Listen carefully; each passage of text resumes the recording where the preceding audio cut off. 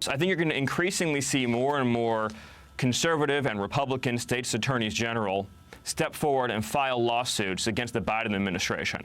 Because ultimately, this is, as I said earlier, a fight that is going to have to be waged in the federal judiciary, in our Article III courts, because it gets to core fundamental constitutional issues.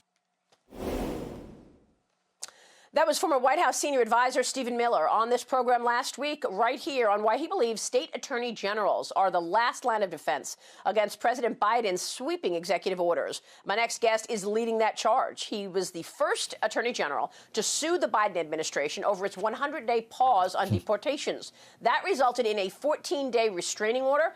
That order was supposed to expire this Tuesday, but it has been extended, and now it will expire on February 23rd. Joining me right now is the man himself, Texas Attorney General Ken Paxton. AG, good morning to you. Thank you so much for being here. Good morning. Thanks for having me on. First, we've talked about the crux of your lawsuit. Tell me what happened in terms of why you're now getting another 2 weeks, extending the stay to February 23rd. What have you heard?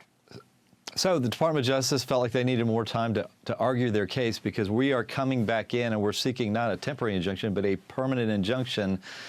The reason we want that is we want to keep in place the law that Congress put into place so that we don't suffer any damage while we're arguing the merits of the case, which is what we want to get to ultimately, because we think we'll be successful. And a court will grant that if you show two things. One, that you're likely to win on the merits, which is hard to show before trial, but we did that. And two, that you would suffer irreparable harm, that there would be some great harm to Texas and other states. And so we've been able to show that.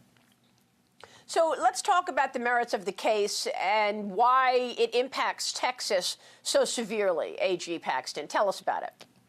So they're pretty significant. As a border state, we're probably more impacted by this than any other state. We have the largest border with Mexico.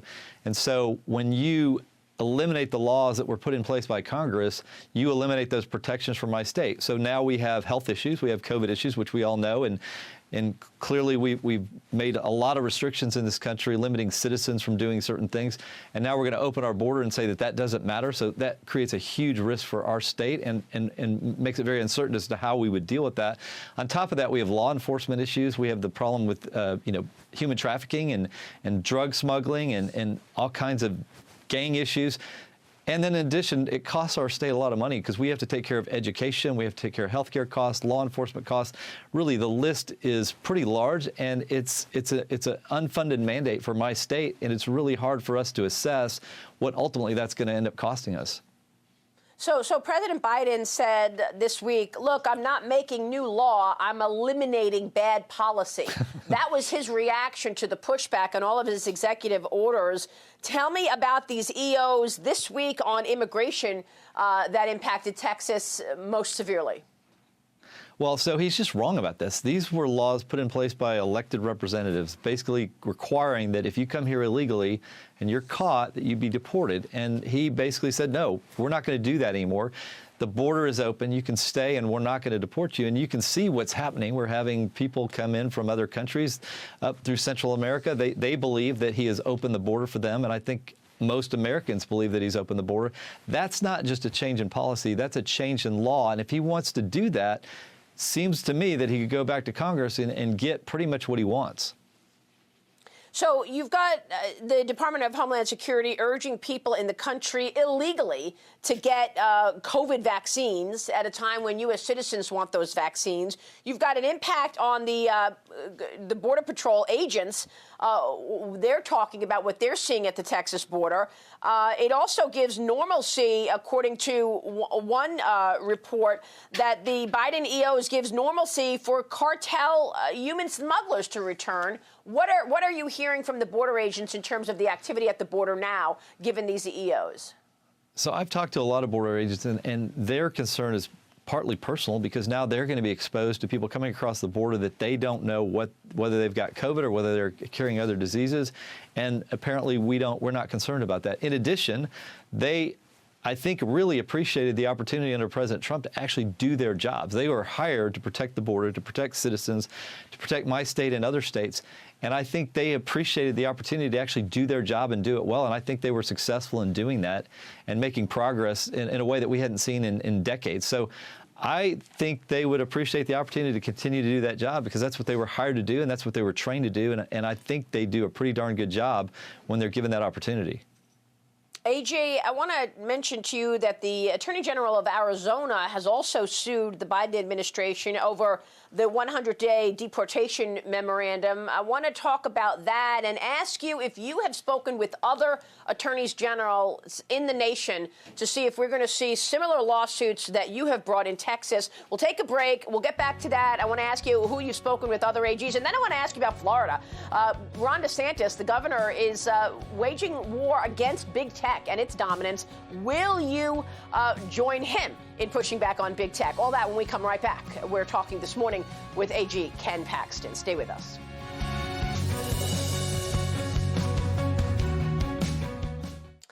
Well, welcome back. We are back with Texas Attorney General right now, Ken Paxton, who has been called the most important Republican in America today because of his lawsuit challenging the Biden administration's executive orders. Ken Paxton, let me ask you about other attorneys general, because now that the Democrats have control of the White House, the Senate, and the House, people are wondering if Republicans will have any opportunity to challenge some of these executive orders. You have done just that. Have you spoken with other AGs in the country that they, too, are readying to challenge?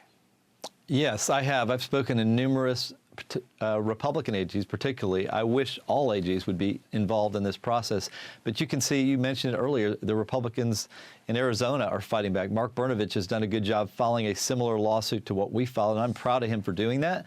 I think you're going to see, as time moves on, you're going to see more attorney generals filing lawsuits in other states challenging various executive orders, especially as we're moving forward and we understand what these executive orders are doing to us.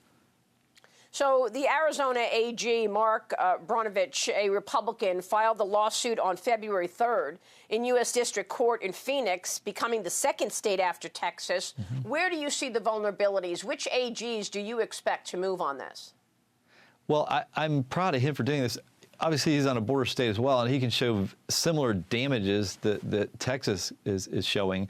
And so I have a feeling he'll be successful as well. And I think more AGs speaking out on a president that's out of control already and overstepping his constitutional role. I don't think there's anything more important today that we could address as Republican AGs is a president who is going beyond his constitutional authority. And given the fact that Congress is controlled by the Democrats, I don't know where else we can go. And the courts, fortunately, are a place that Trump put a lot of good judges who are going to focus on the law, the rule of law, the Constitution, and what federal law actually says, not what they want it to be. So you say that President Biden came in and just blew off law and decided to make these changes, which is inconsistent with the rule of law and the Constitution. Yeah, I mean, it's really surprising in a way because he controls Congress. You've got Democrats controlling both the House and the Senate, so he can make these changes. He doesn't have to basically issue edicts from on high, ignoring federal law. He calls it policy, but I mean, this is federal law that he calls policy that he's ignoring and basically telling border agents and customs and immigration not to enforce. That's just wrong, and that's not what our founders intended when they created 3 branches of government and also gave the states powers.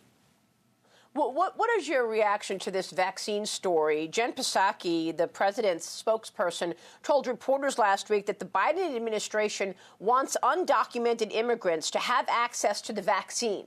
And she said, we need to have them have access to the vaccine because it's morally right. And it ensures that people in the country are also safe. But there are plenty of Americans who are being denied the vaccine for whatever reason. They're not eligible. Concerning to me, because I certainly know a lot of people that are in higher risk categories who have not gotten the vaccine yet. And why should non-citizens who don't pay taxes be treated better and given the opportunity to be safer than our citizens? To me, that just doesn't. That actually seems morally wrong to ignore your own people. Let me switch gears and ask you about what Ron DeSantis is doing in Florida, AG, because he is putting out proposals to what he says protect Floridians from the dominance of big tech. He says he wants to protect Floridians' data privacy, prevent big tech from interfering in an election, including a $100,000 daily fine for deplatforming any political candidates, which, of course, is what they did to President Trump right before the election. Will you follow Florida in this regard in pushing back against big tech? Absolutely. I am so encouraged by what he's doing in Florida. Thank you, Governor DeSantis, for doing that. We actually already have started. We have a lawsuit against Google right now that focuses on some of these very issues about their dominance, about how they abuse consumers and how they take their private information and they don't pay these consumers, and then they use that information to make billions of dollars without the consumer really knowing exactly how their private information is going to be used. And so, yes, I think you're going to see more from my state in the coming months and coming years, because if we don't do something now, it may be too late. And these companies may have such dominance and so much money, given the fact that many of them are larger than most countries, trouble and may not be able to address it in the future because of their power. Wow. All right. We will keep watching this. Attorney General Ken Paxton, it's great to see you this morning. Thank you, sir. We'll be watching that lawsuit in Texas. And to you.